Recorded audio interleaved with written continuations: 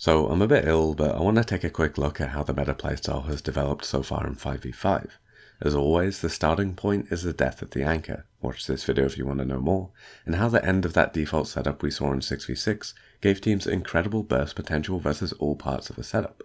Tanks could get burst in main, DPS could get caught on flanks, supports could get directly engaged on and blown up. So let's look at how we've seen teams adapt that default setup to fit this new environment. First, because of that constant threat of getting burst, heroes that have escape and sustain cooldowns or the ability to play at range became crucial. We can see this with how Ana Lucio has become the almost universal support duo.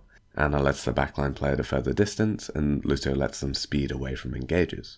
Soldier's popularity is another example. He can pop up on a flank or staying at range, then use sprint to escape before the enemy can catch him. With this, teams also play flankers or enforcers like Reaper, Tracer and Mei that have powerful escape cooldowns in Wraith, Recall and Ice Block to survive versus enemy burst damage. Genji's kit can also suit this role if the map has the verticality to allow for it. For the tanks, the popularity of Monkey, Zarya and Rein are a response to this burst potential too, since they're well suited to absorbing those big bursts of enemy pressure. Monkey has bubble and jump to disengage if he needs to, Zarya can sustain with her bubbles, and Rein just has crazy stats. Crucially, these tanks also work with their frontline DPS to make their own space by having threat. Monkey works with Tracer to have dive threat, Rein works with Mei to have brawl threat, as well as having teammates spamming through his shield. Zarya works with Reaper to have brawl threat too, as well as some threat versus the enemy backline from bubble TPs.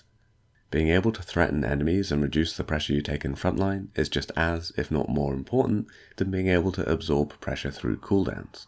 This is one of the main reasons Orisa gets burst so fast in 5v5, despite having a huge amount of sustain. It's just too easy to run up and shoot her.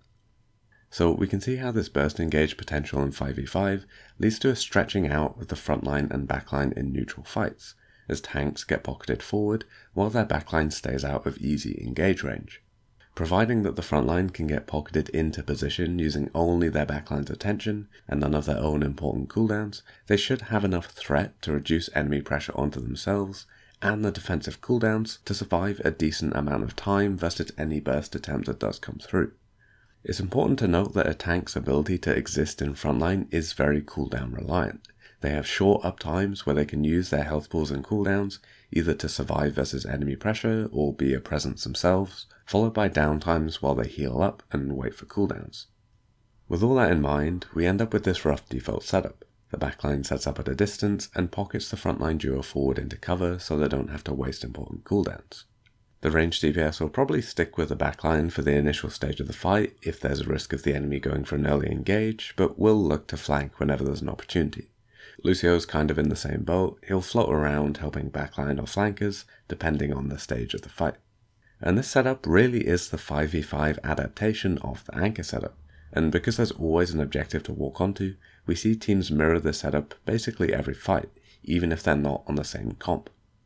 The obvious target in the setup is the tank. Everyone else has great escape options or is super far away, and it kinda looks like you can just walk onto the tank and kill them.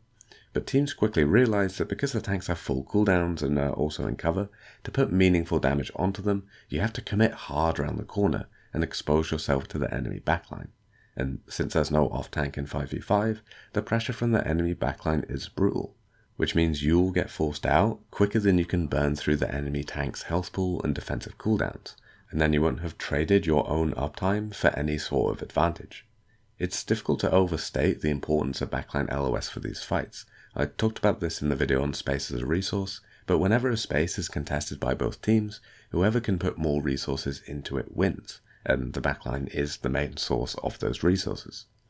What that often meant was that the first team to try and push around would end up losing, since they'd force their way around onto the front line, only for the enemy tank to focus on surviving, while the rest of their team forced those pushes out. Then, since the first team is now low on health pools and cooldowns, they can't do the same versus a counter push, and their frontline gets caught and bursts down. In 6v6, you could go through a few similar cycles in a row without too much danger, since the off-tank would allow you to stabilize and reset your health and cooldowns. But in 5v5, being at any cooldown disadvantage translates pretty quickly into a lost fight.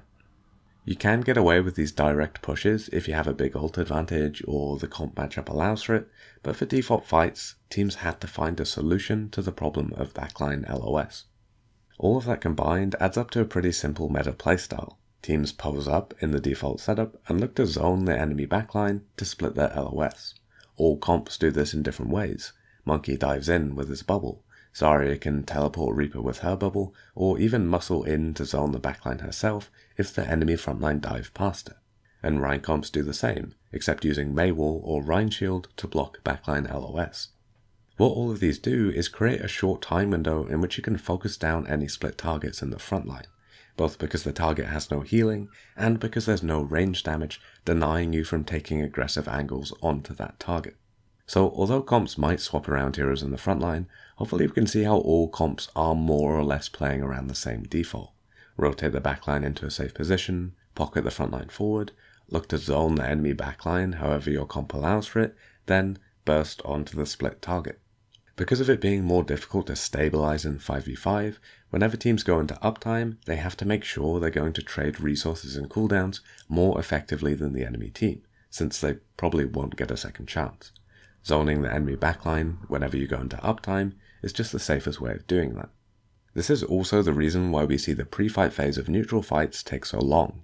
Neither team wants to commit without already having a cooldown advantage. There is a lot more depth than that to these fights, since both teams are usually trading pressure on each other's backlines. Then it just becomes a question of time. Whoever's backline is faster at clearing whatever's blocking their LOS will be the first to start putting resources into the frontline again, and should end up winning the fight. But I'll talk about that in a video with specific examples for each comp. I just wanted to roughly go over how the default setup we saw in 6v6 has adjusted to being in 5v5. Thanks for watching, and let me know if there's any aspects of Overwatch 2 you'd like to see more about.